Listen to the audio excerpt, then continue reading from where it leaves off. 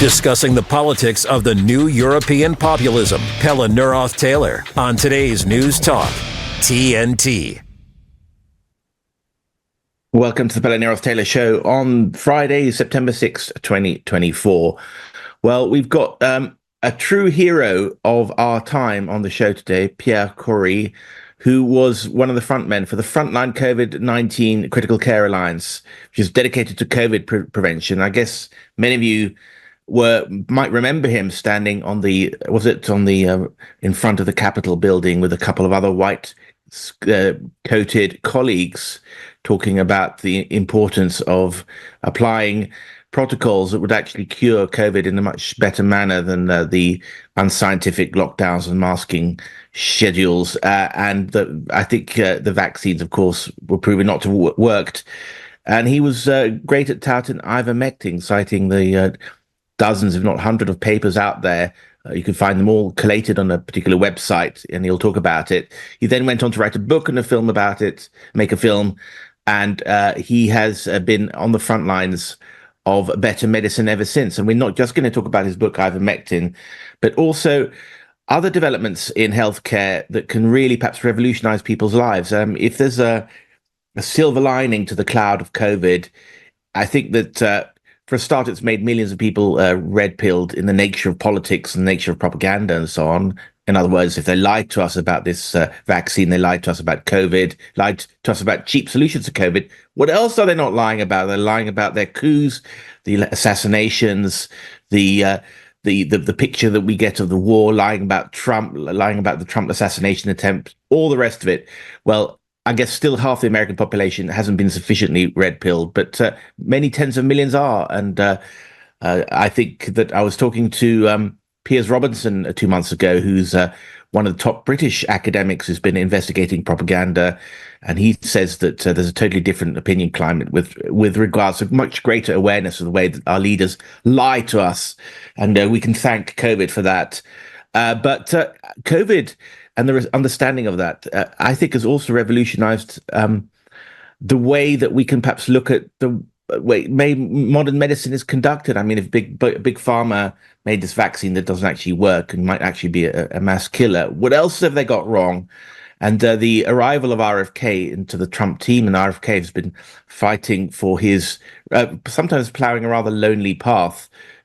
His family repudiated him for talking about the dangers of other vaccines, thimerosal and mercury and so on. And he's made a case that it causes autism. There was an interview on John Stossel a couple of days ago where he said that a 1989 survey study showed that the Hep B vaccine had led to a 1,400% rise in autism, and we're seeing the results of that.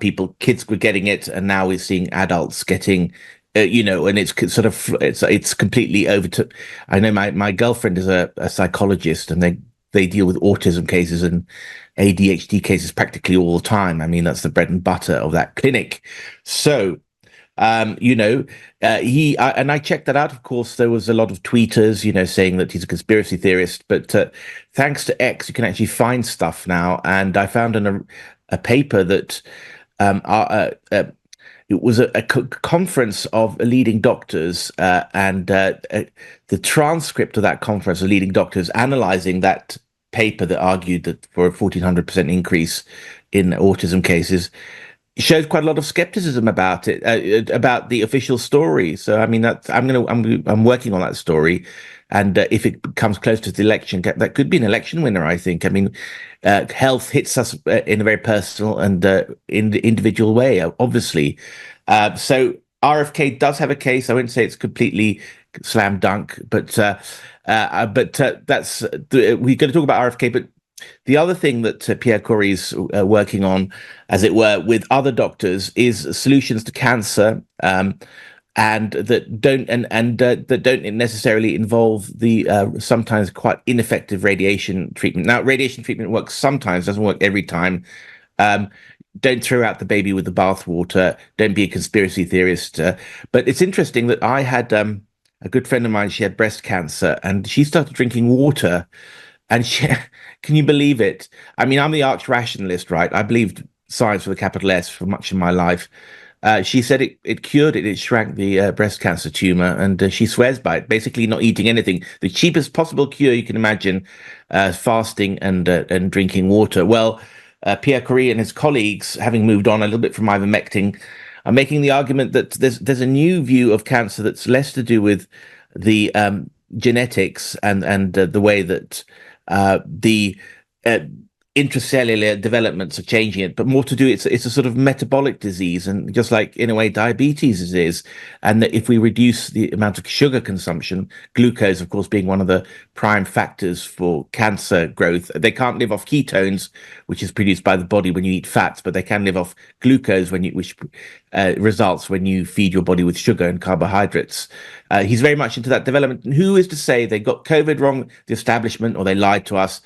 Maybe a solution to cancer is in sight. Now, obviously, this is a multi-billion dollar industry, and it's a huge claim to say that maybe the simple solution to cancer is around the corner. But because it promises so much, why not entertain the idea? Look at the science behind it. I mean, people have been conducting trials and so on. I mean, hear them out, give a prima facie.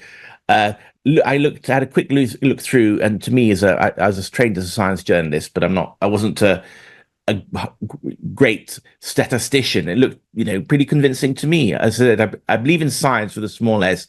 I just don't believe in science with a big S. That is, the big corporations and so on that are actually engaged in sometimes fraudulent behavior. So that's Pierre Kory in about half an hour. And before that, we've got Jake Novak, of course, a regular guest and a friend who is the hottest guy when it comes to the latest developments in the US election campaign. So he'll bring us up to date to that. But before he comes on, I'm just going to say a few things about, well, interestingly, on the topic of vaccines. According to the latest CDC guidance, 9-month babies must receive multiple doses of the unlicensed COVID-19 vaccine to be considered up to date. This is RFK tweeting this. The CDC recommends 3 Pfizer COVID shots for babies by the age of 9 months. These shots are unsafe and ineffective, especially over the long term, and babies are at near zero risk from COVID. So whose benefit is the CDC serving here? So, I mean, in any rational risk analysis benefit, giving your baby children are very, very, very unlikely to get COVID, let alone die from it. To give them 3 jabs of this contested vaccines, I mean, that's crazy. And yet these are the people who are in power. It's the establishment, and I think that the Democrats are kind of more or less on board with them. A few other things. I've been talking a little bit about the allegations of Swedish soldiers or instructors or possibly Saab executives. Saab is a large defense firm, and Sweden was selling 2 AWACS planes to Ukraine, and the Ukrainians needed training to be able to use those radars, which were going to be used for attacks into Russia with those fabled F-16 planes. Well, that's been the rumor, and I have to say that Doug McGregor, for instance, who's a well-known commentator, he says 3 Swedish officers come on board down to Moldova to teach people about the use of their form of airborne warning control systems. They were killed. So I think that Russians sent a message for the Swedes. You want to join NATO? Welcome to the party. Well, absolutely. I mean, it could well be true. That said, I've been trying to, the Swedish media completely mum the foreign minister who resigned. I mean, that's an obvious indication maybe there's something very serious going on. Could be, but his story, his lie, perhaps, was that he was at odds with his prime minister Ulf Kristersson about the Palestine issue. He was much more in favor of Gaza and much more anti-Israel than the official government line, which is much influenced by the Sweden Democrats, who, like many so-called far-right parties, are completely in the tank for Israel, partly because of the past allegations that they had roots in the Nazi movement, so they had to show themselves whiter than white on that topic. Maybe not. But then one of the big bits of evidence is a Swedish lady, a medic or something. She was tweeting that she'd lost a Swedish friend in that missile attack. Well, she's now denied it, but of course there could have been pressure on her to do that. But finally, there's a sort of a prolific Xer called Lord Bebo has put out a 10 or 15-second clip showing that the what purports to be a Swedish voice dragging a body out of the wreckage and saying, "Take him first" in Swedish. Now, I speak Swedish, so if you have a very vivid imagination, it could just about be something like that, but it's not clear at all, and it's a very short clip. So I wouldn't take that as evidence. And interestingly, on the comments to that clip, let's about 80% of them were from native Swedish speakers saying, I didn't hear what this video clip claims. So I'm saying my mind is still open. There's still claimed to be a lot of there was a helicopter pilot, a Royal Navy officer who died in a helicopter crash. There's a joke every time there's a Russian missile attack. Lots of people die. Lots of soldiers die on hiking trips or in helicopter attacks. Obviously, cover for the fact that they actually died in the conflict. So one American died in Poznan in Poland. Maybe he was also actually in Poltava in Ukraine and died in that missile attack. So let's leave it open for the moment. But just to show you that, I try to keep up with the facts and not ideological and not speculating, even though I initially said so. I'm not clear. The facts will emerge eventually. I mean, if it was 20 Swedes died, it's up to 20 have been speculated, then perhaps we will find out in 2 or 3 weeks' time in the obituaries and so on. Anyways, we're going to go over to Jake Novak and catch up on the latest developments in the US election after a very quick break. Are we on the air? Am I on the air? You're on the air? On the air 24/7. Your news talk giant. TNT. Welcome back to the Pelle and NEROTH Taylor Show. We've got Jake Novak with us, who runs Jake's Takes on Substack. And welcome, and a very good friend and returning guest. And he's going to tell us about what's going on in the US election. Welcome to the show, Jake. Glad to be here. Hope everyone's beginning their weekend in a good way. That's right. Well, we enjoy this show very much, but we do need a rest sometimes. It's pretty full on. You just posted quite a favorable poll about Trump, and that is interesting because it contrasts with a lot of the other stuff that I looked at Real Clear Politics, which showed that Kavanaugh was about 2% ahead, and other polls have showed them further ahead. Can you untangle that? Because I think you're a trained pollster, aren't you? You've worked a lot with these things, because some of the polls oversample, and they a bit corrupt sometimes. They work for their employers and so on. What are your thoughts? Do you think this later? Tell us about the poll that you sent me and why that really shows that Trump is doing very well, and tell us why the polls differ so much. Yeah, well, there's really, you don't really even have to. I mean, I assume there are some people who are doing some nefarious things, but you don't even really need to rely on that. I told you and a lot of other people that when Kamala entered the race, that she would get a bump in the polls for about a month or so. I said about 3 weeks. It's been a little bit longer than that, but it's exactly within that margin that you would expect. And it has started to peter out. So one of the polls that I recently just posted on my X feed at JakeNY is a very large sample of people which is always good. A larger sample is great. And it just shows that Harris she has about a 1-point lead overall, which will not be enough for her to win the election. The popular vote, she needs to win that probably by 3 or 4 percentage points to have a chance to get enough electoral college votes to win. So that's one definitely troubling thing for her. But more importantly, these statewide polls, this poll also looked at the key swing states, and she's either behind or tied in just about all of them, which leads me to believe that, again, we're seeing this in some of the other polls, including the ones that show her with bigger leads, they're still smaller than they were 3 weeks ago. So the bump in the polls that she got, which was natural, has petered out as expected at that 3-4 week mark. And now, of course, we come to the debate, which I don't think is going to move the polls one way or the other, unless there's a very dramatic moment, which, listen, we had that on June 27th, and that was a rarity. To have 2 dramatic moments from a debate in the same election is probably a stretch. So I don't think the polls are going to change too much after the debate. Wow. Well, the poll that you're citing, it shows Arizona, Trump's ahead by 2%, Georgia, Trump's ahead by 1%, North Carolina, Trump 2%, Pennsylvania, Trump 1%, and Nevada, Wisconsin, and Michigan tied. But then it's to be a devil's advocate, although I hope it's true, going to the weekend in a good mood. But this pollster called Patriot, further down on X, somebody pointed out that they had a kind of credibility ranking that was quite low.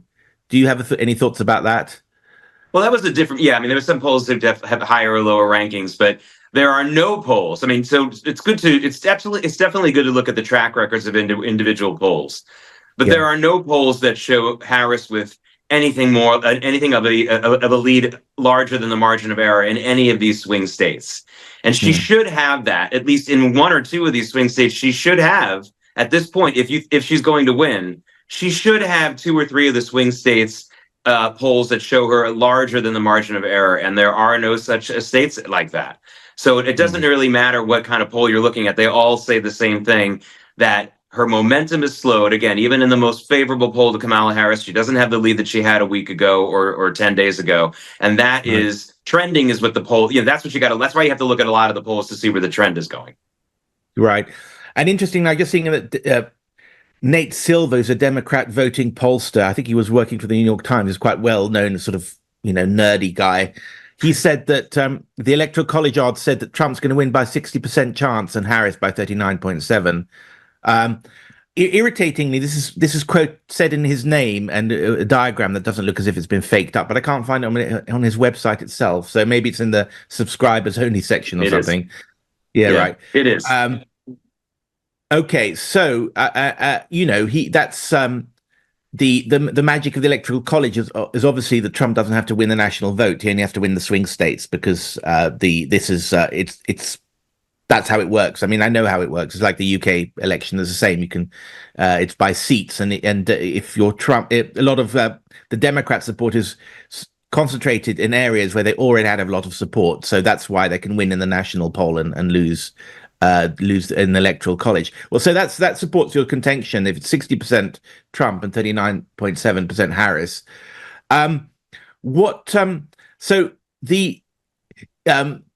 there's a debate on Tuesday, is it? But you don't think it's going to shift things either way. What else is kind of interesting that we should be looking at the election? Waltz apparently has been put into a freeze box. Is that significant? He was not talking so much since in the last couple. He's done exactly what Kamala Harris is doing. Why do you think they're doing that? Well, he has too many very difficult questions to answer, and as we saw in the only interview that they did last week, Waltz didn't have a good answer for the question that everyone in America knew he was going to be asked about: his stolen valor claims, the fact that he had said that he had a particular rank, the fact that he insinuated he fought in combat. He didn't have a good answer. I mean, he kind of filibustered for a few seconds and then sort of blamed it on bad grammar, which was worse than any kind of almost really the worst type of answer he could have given. So what I'm asking people to think about, though, in the coming weeks is that usually at the week after Labor Day is really when you know how the election is going to go. So the fact that it's been trending towards Trump is probably positive, but we have to add a caveat, and this is a very, very unusual election for so many reasons. It was unusual even before Biden dropped out because you had a former president running for the first time in over 100 years. This is not something that people were used to. So all of that was very, very unusual. And then, of course, the fact that he dropped out and they inserted a new candidate. There's one particular guy who's not a pollster, but he's a prognosticator, a political science professor at George Washington University, who's very famous for predicting elections properly. And he yesterday came out and predicted Harris would win. The problem is he doesn't have the humility to admit that his model doesn't work in this election. There's no real incumbent. He said there was no scandal. Actually, this is the biggest scandal in American political history, the dementia and cognitive decline of a president that was covered up. It's actually a huge scandal that a lot of people are holding Kamala Harris responsible for. Also, the border is a huge scandal. So he's wrong. He didn't have the humility to admit that this is a really weird campaign. But what I would ask voters to admit, though, that the weirdest thing is that the timeline has been shifted. We had a new candidate come in late in the game. So now I would say instead of the week after Labor Day, which is what we're in right now, I would say about a week or 10 days from now. So let's say 2 weeks from today, or maybe a week and a half from today. Let's see if these trends are still going in Trump's favor, or if he has already, an outright lead by then. Then I think you can start calling the election at that point, or at least very securely predicting it. But not until then, because we're on a different timeline. Sure. Kellyanne Conway wrote an article in the UK Daily Mail where she said that the Democrats dumped Biden, so Trump should too. We cannot allow her to morph into some fantasized creation of an independent thinking, work across the aisle, fresh face, ready to unify a divided nation in a dangerous world. Her record and words say otherwise. That suggests, is that a soft criticism of Trump, suggesting that he's still focused, he's still running against Biden mentally? I've heard that criticism, and it makes no sense to me. I really don't think. I mean, first of all, why not talk about Biden a lot? She's still a major player in this administration, and you can't stop talking about him because that may lead people to think that she's literally a brand new entity in this campaign that had nothing to do with this administration. I think that's a big mistake. I think it's a big mistake not to run on the previous administration, this current administration's mistakes. I mean, look, this is something that happens all the time. When Eisenhower was running against Adlai Stevenson in 1952, his campaign was almost entirely directed at the Truman administration and the way that things had started to decline in the Democratic Party that had been in control of the White House for 20 years. There's nothing wrong with that as long as the administration isn't popular. So I don't understand that criticism at all. The words Biden and Harris should be inextricably linked every time Trump talks about them. So I disagree with that. I think that it makes sense to remind people that this is where she comes from. And she says that lately Trump and Vance have sharpened focus delivering. I agree with you. You made a good case there. But they've sharpened their focus delivering policy-driven speeches, granting media interviews and reaching more diverse audiences. Again, is that sort of saying that they lacked focus before, do you think? No, I think it's actually, she's applauding something that I think is really interesting, especially as Walz and Harris and Kamala Harris don't give any interviews. Trump's been doing town halls. There's been talk of him going to grocery stores and going to some of the not department stores, but the big box stores to talk to people as they're shopping. I'm in favor of that in all campaigns, let alone a presidential campaign or let alone this year. I think that's always a good idea because of the online ability to campaign online and social media. Candidates have really become more and more disconnected with the voters. And so when they get connected again, it really stands out. So absolutely, I think that it was a little too early for them to do that before the last few weeks or so. But if they continue to do these kinds of town halls where people can ask questions and they can actually talk to voters, and it isn't just a moderated thing on social media, that will be a huge positive. Absolutely. Well, I mean, these guys see Trump and maybe it's Vance's relative youth and his son Don Jr. that pushed him to do this. He turns up in podcasts that you wouldn't expect, like this guy Lex Friedman and so on. I think, if Trump, in the old Trump, wouldn't have done it because maybe he does. I mean, he was the guy who first used Twitter. But, I watched these podcasts and you kind of don't expect a president or a former and perhaps future president to turn up. It's like, wow, it's like he turned up at my cocktail party or something because, podcasts can have that intimate effect. So he's really working the podcasts. And you were thinking that if a Trump or RFK turned up on Joe Rogan, that would be a real game changer. Yeah, I think that the RFK Jr. endorsement, while positive for Trump, they absolutely need to put it on places where RFK already had a foothold. He and Joe Rogan had some kind of a close relationship. Joe Rogan didn't say he completely endorsed him for president, but he said he really liked him. So, yeah, I mean, Joe Rogan is the biggest podcast audience in the United States. And it includes a large number of people who are not necessarily voters or certainly not decided voters. It's not the majority of his listeners, but it's a major chunk. I mean, definitely millions. So that could really be a game changer. I assume they've been trying to make this happen, but they really should if they want things to work out, in their favor. But another thing, again, this is about timing, Pelle. If Trump was going up on some surprising podcast that you hadn't expected, and it was a week before the election, that would actually be a bad sign. That would be a sign that, we're doing what they call a Hail Mary, a desperate effort. I remember this in 1992 when President George H.W. Bush, in the last days before the election, showed up on Rush Limbaugh's radio show, which already was a big show at that time. It wasn't at the height of its popularity, but it was very close to it. And it was obvious there that it was just desperation. He didn't want to do that. Had he done it sooner, had he done it throughout the summer, that might have changed the election result for him. The fact that Trump is doing this now in the relatively early stages, because again, we have a new candidate in the race, that shows that they're being more open-minded. If we see him showing up on Joe Rogan one day before the election, that'll actually be a bad sign. That'll be a sign that they didn't want to do it, foolishly so, and they waited too long. Right. Very, very interesting. Jake, we're just going to go into a half-hour news break. We'll be back after the break. This is Pelle NEROTH Taylor Show on TNT. Want to be part of the conversation? Then let us know on the TNT Interactive Live Chat Room at TNT.news. Lighting the fuse for freedom. Today's News Talk, TNT.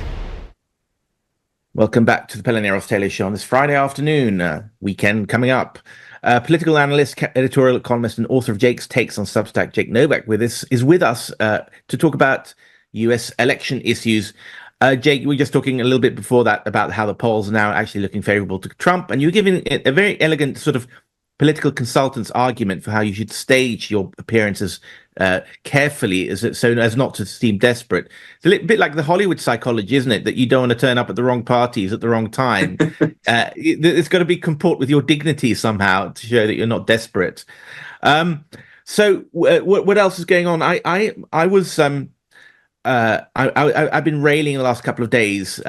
Alan Rusbridger, he's the former editor of The Guardian, and he was very well known during the Assange thing because Guardian took Assange under their wing and turned The Guardian basically into the sort of liberal voice of globalism, if you like. I mean, they've gone full on for everything you dislike about globalism or like about it. And because it has a British accent, as it were, maybe it has more credibility than the New York Times in some regards. I think it's turned into a terrible paper.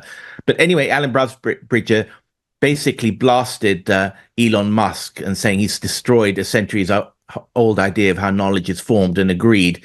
Now people don't know what or who to believe, and that's dangerous. Any thoughts about the censorship agenda, possibly of the Democrats or generally?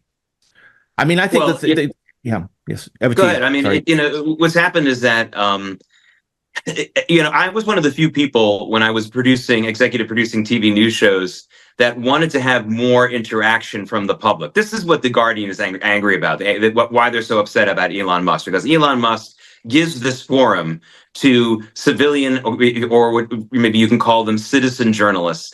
And for people who are dying to continue to uphold the old establishment of you can't trust it unless it's published by a newspaper, are very threatened by this. Now, I was never threatened by that when I was running establishment television news, because I always thought it was great. People could chime in, we could hear some stories. And of course, I still use my editorial judgment. If someone said, hey, I have video of the president jumping off a building, I didn't take it. I made sure that there was some truth to it. But the point is, this is actually yet another reason why the regime news media is crumbling all over the world. It's not just their political bias, which is pretty extensive. It's not just their geographical bias, in favor of major cities, London, New York, Washington, which is extensive. But it's also the fact that the technology has completely eclipsed them. Why would anybody, even if they agree 100% with what they're hearing, be willing now to sit placidly by and just sit and watch the news being delivered to them and not being able to interact? This is why things like X Spaces and other types of media now, where you're allowed to raise your hand, ask a question, make a comment along with the newsmaker or the news expert, are getting so popular. And that's another reason why they hate Elon Musk. We should make sure that we don't think it's just because he's giving voices to maybe some irresponsible folks. That's what free speech is about. You have to give even the irresponsible a chance to speak. And I understand the frustration with that. But there's another part to this, which is how dare he allow the people that we want to dictate to get a chance to speak for themselves. It's almost like they're afraid that the customer is going to actually say they want a different product. How about that?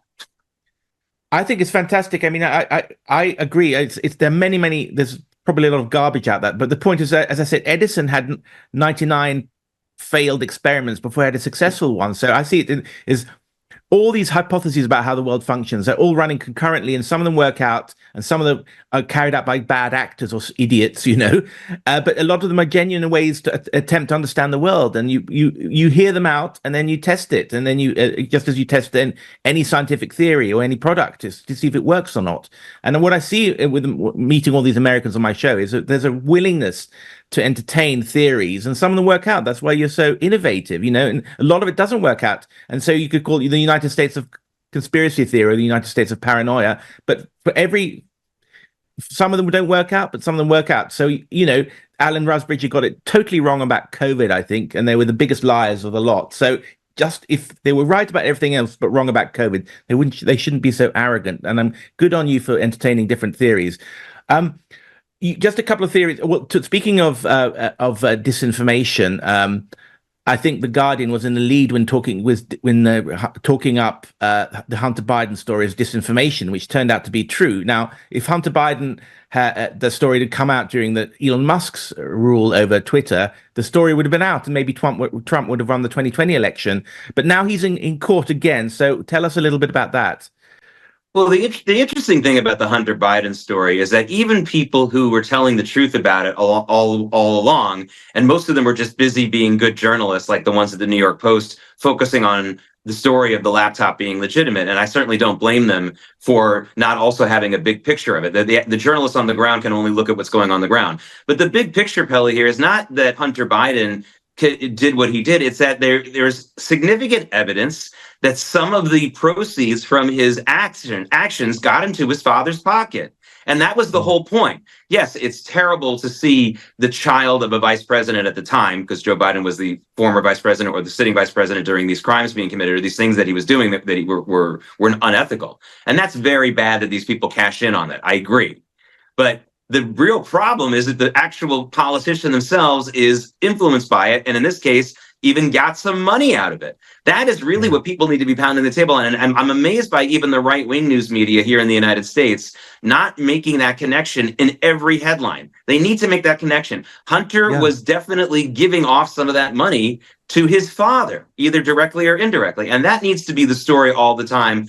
And that is why whether he's convicted or not, or whether he goes to jail or not, I still think this has been a major victory or get out of jail free card for Joe Biden. And yet another reason why that model I was talking about before by that political science professor who says there's been no scandals in this administration is just not realistic. There's a massive scandal. There are a number of massive scandals with this administration. They just haven't been parroted correctly, not only by the left-wing media, but even the right-wing news media hasn't clarified this for a lot of viewers, which is really surprising. You're right.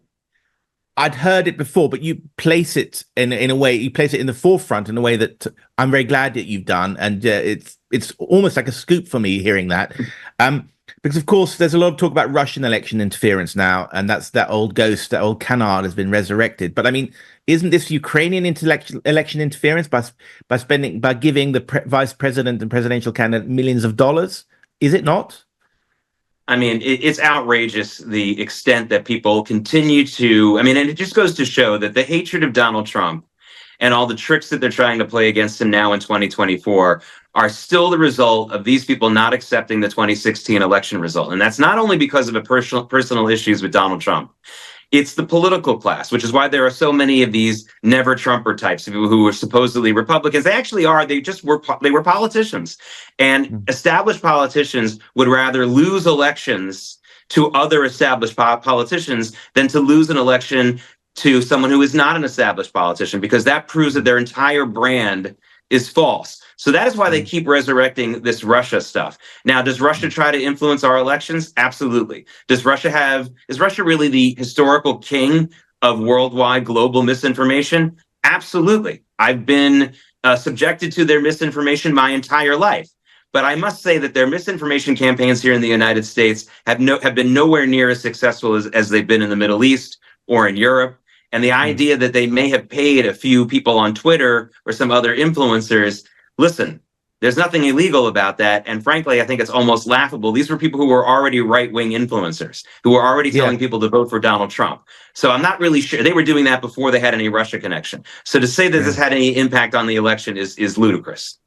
Yeah, but of course they'll play it up. And speaking of influence, let's say in Europe, you get 5 hours of television a day from America since you're born, basically, until you die. And charming and great though it is, it's still political and cultural influence. And most people watch about 2 minutes a year of Russia Today. Sweden is 300 kilometers from Russia. Almost no interaction, has never had been. It's incredible. So how failed they've been in influencing people. They've influenced small minorities, I guess, who are idealistic about communism or about the great Russian restoration and so on. But it's America all the way here in Scandinavia. Jake Novak, thank you so much. I hope you enjoy the rest of your Friday. And Jake's takes on Substack, check that out. And have you on again soon, I hope. This is the Pelle NEROTH Taylor Show on TNT. We'll be back with Pierre Kory after the break. Geopolitical commentator and investigative journalist. You're listening to Pelle NEROTH Taylor on today's News Talk TNT. Welcome to the Pelle NEROTH Taylor Show on this Friday afternoon. Well, I remember sitting out the whole COVID scare, if you like, or scamdemic or pandemic in Sweden, which was a little haven of rationality. Swedes do a lot of other things wrong, but here we were going to restaurants, enjoying our mask-free, lockdown-free existence. Schools were open, all the rest of it. Why was the rest of the world so irrational? Well, there are little pockets of good common sense, and one of those pockets was represented by Pierre Kory and his colleagues and team of the COVID-19 Critical Care Alliance, called FLCCC. And I remember him standing, I think was it outside the Capitol building, trying to advocate for ivermectin, which the mainstream media calls a horse dewormer. But the guy who discovered it actually won a Nobel Prize, and it's been used for decades against river blindness, and actually was the medicine that a cheap generic medicine that could have stopped this whole farrago in its tracks. There would have been no need for ventilators, vaccines, all the rest of it. So he's a hero in my eyes, and we're very pleased to have him today, because we're going to talk about his other bombshells that he's going to drop into the world of the staid and corrupt world of the pharmaceutical industry. Welcome to the show, Pierre. Welcome. Thanks. Good to be here. Appreciate it. So you've written a book about ivermectin, and we'll talk about that maybe later, but it's a rather old story by now. But I mean, what I'm looking forward to with RFK, who's been sort of on his own journey for a long time because of his vaccine skepticism, which has been controversial. Now he's going to join the Trump team, and there's talk about reforming the whole agricultural, the food system, the health system, and so on. And all these things that were kept quiet about, or not seen as good to talk about, or serious topics, are now up for debate. And you've been researching and talking about one of them, which is cancer, and how the standard model for cancer is not quite fit for purpose. And there's another model that works much better, and we can actually cure it much more easily. What are your thoughts about that?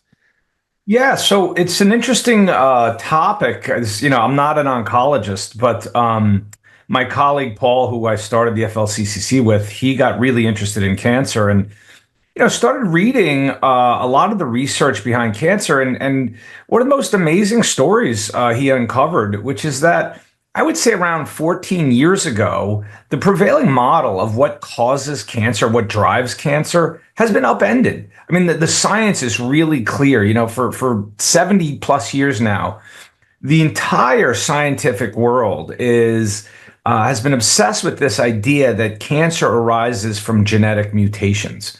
And it's simply false. That's not what causes cancer. It's a consequence of a preceding event, which has a metabolic origin, which is to say that it's a defect in the mitochondria. Mitochondria is the energy forming units of the cell. And when you have the furnace, so to speak, of the cell that provides all the energy, when that starts to become defective, the mutations are downstream from that. And it's really important because so much of oncology's research is trying to counteract these mutations.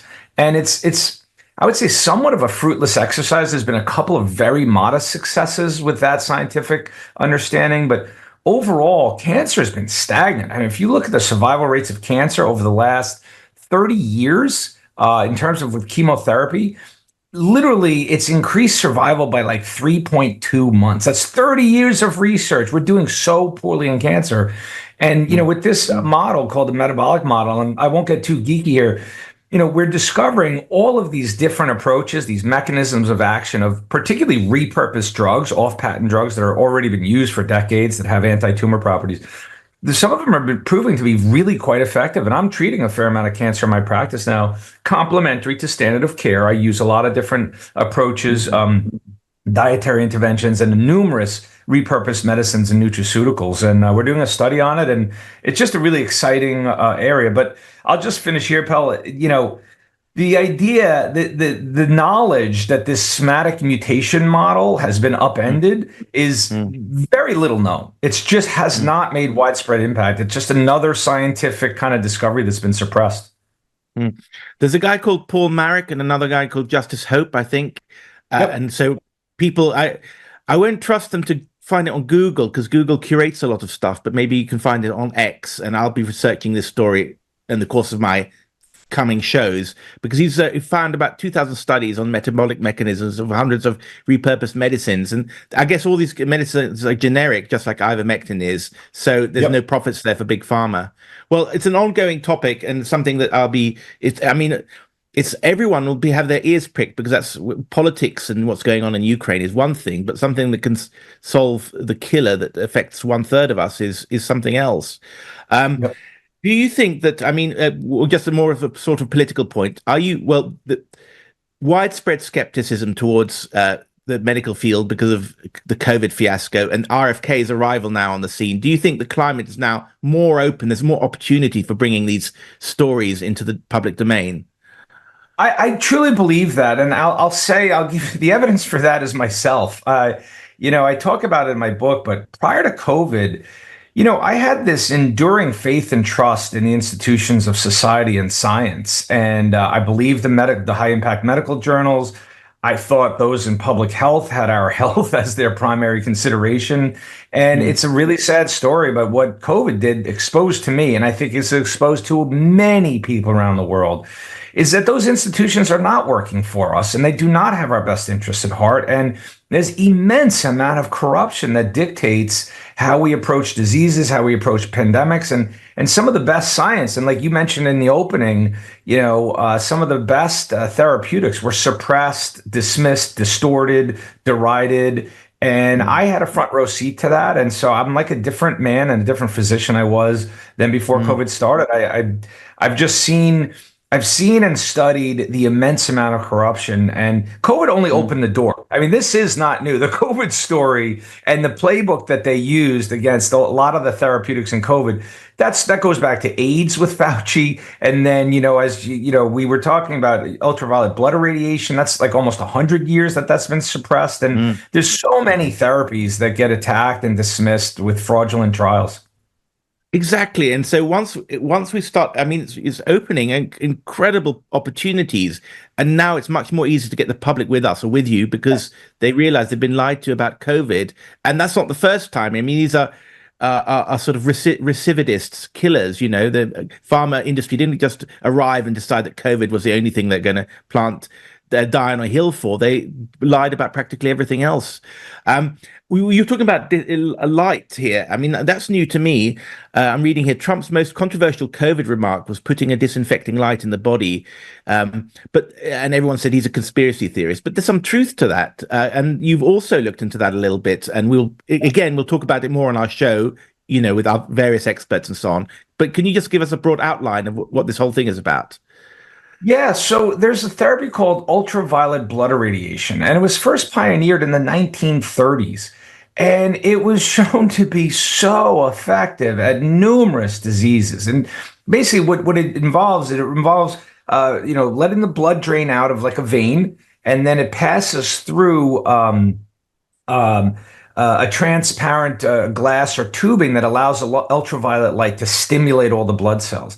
And it triggers this really restorative healing process in the body, and it can eradicate numerous diseases. So it's excellent for viral infections, bacterial infections, even cardiovascular diseases, autoimmune conditions.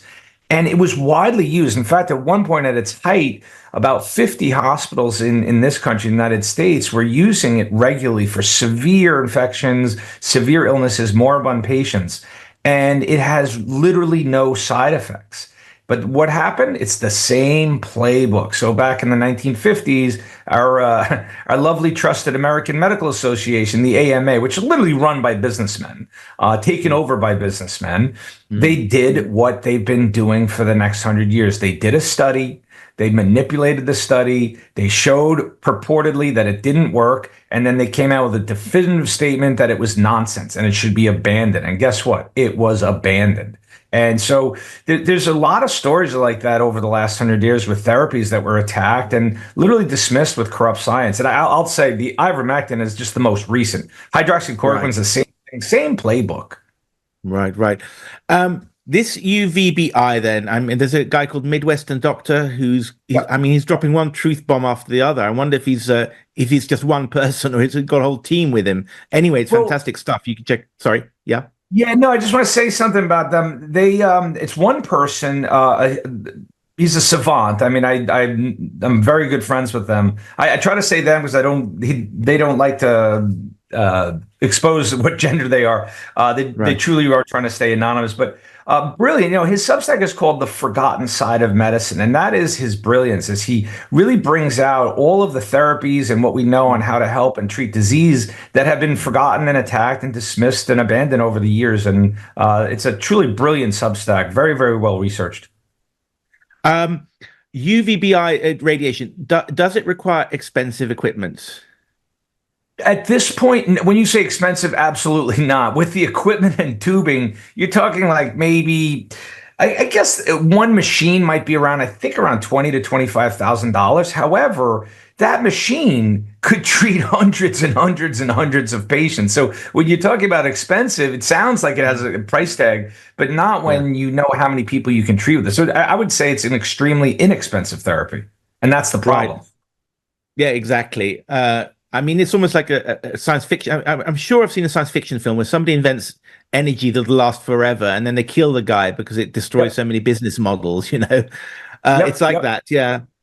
And is there any ban on using it? I mean, could people use it privately? Are there doctors out there using it?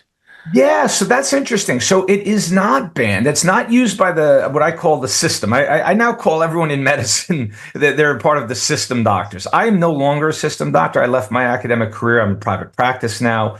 I do telehealth, so I don't have a clinic where I can do it. But there are lots of alternative integrative physicians who have bricks and mortar practices that offer UVBI. And so you can access it. It costs money. Insurance is not going to pay for it. But if you want to pay out of pocket for it, you can easily access it. The shame is that it's not used in hospitals, because the data on it over 100 years, a lot of the data comes out of Russia. Russia is a big proponent of using it. They use it pretty systematically. The studies are just tremendous. And it's been very helpful in really severe critical illnesses. And so it's sad that, you can only access it as an outpatient in a clinic. My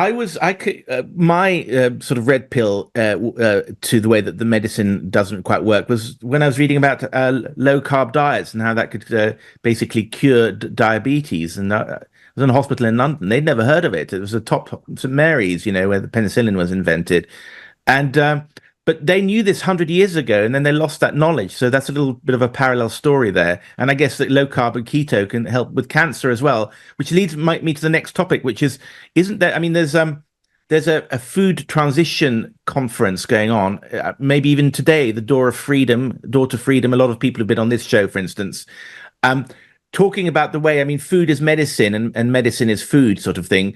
Can you talk a little bit about that? Do you know what it's about? Yeah. And For sure. So Dr. Meryl Nass is the founder of Door to Freedom. It's a nonprofit organization. They worked really hard at defeating the WHO treaty this summer, and they were successful in removing all of the horrific kind of totalitarian amendments that were going to go in there. And then they pivoted to really exposing and working on the problems with our food supply and food production. And just like we've talked about, Pelle, with pharmaceutical, it should be no surprise that our agricultural and food production industries are completely corrupted. I mean, if you look at our country, the United States, and I remember this in medical school when I was in training, but they would show these maps of the United States, and they would color code each state, showing like in 1970, the states that had under 20% of, let's say, obesity in 1970, the whole map is white.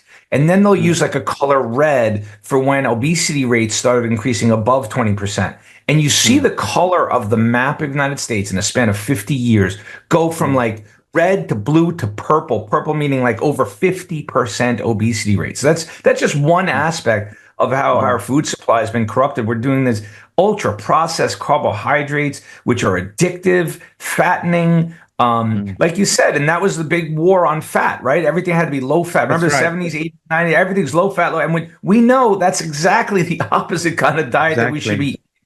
And so it was Ansel Adams who's corrupted by the medical industry, and he produced that fake, was it the nutrition pyramid where you have to have a lot of bread and very little meat, and that was totally wrong. Yeah. Yep. And lots of the lies about cholesterol. Yeah, over to you. Sorry. That the most recent, from what I saw, the most recent food pyramid that you're talking about, I believe it has Cheerios or one of the horrific breakfast cereals on it. Right. They're literally marketing a breakfast cereal on our food pyramid. It's beyond absurd. It's beyond absurd how corrupted food guidance, and it's almost like, again, like public health, the stuff that public health has put out over COVID, and then you look at the food guidance coming out. I mean, corporations have taken over our governments and agencies. Full stop. Period. End of story. Yeah. Pierre, where can we've got to wind up and we could talk for hours more, but where can we find your website and what particular project are you working on now? Yeah, so I am I'm doing mostly my private practice. I see patients in all over the country and the world by telehealth. That's drpierrekory.com. And then I have my Substack, which is Pierre Kory Medical Musings, and I'm working on a new nonprofit which will be focused on influencing and shaping legislative policy. And so things are always busy, always interesting. And on your website, I was watching it this morning, and I've read your ivermectin book some time ago. You've got a video which explains in 12 minutes, Pierre's Medical Musings, I think, is the website, and then a 12-minute short documentary showing exactly your story and ivermectin and why it cures things. A fantastic place to start with Pierre's work, and you've done so much for humanity, sir. I can't tell you enough about that. Anyway, thank you so much. Love to have you on again. We've got to go into our next hour with more guests. This is the Pelle and NEROTH Taylor Show on Friday afternoon, and we'll be back after the hour.